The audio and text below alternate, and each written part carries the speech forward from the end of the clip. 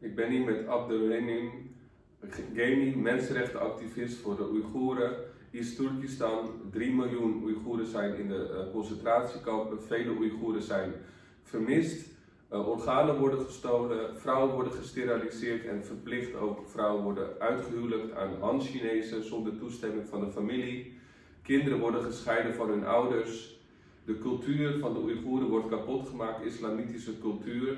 Ze zijn al zoveel jaren geleden gekoloniseerd en onderdrukt. En ook heel veel mensen zijn op de vlucht geslagen. Hij kan ook met zijn familie geen contact krijgen.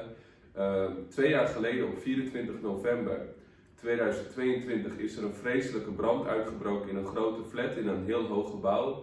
Na 4 maanden van COVID-0-beleid, waarin de mensen waren opgesloten in hun eigen flat, ze konden niet uit hun flat gaan. Er was hongersnood, er was paniek.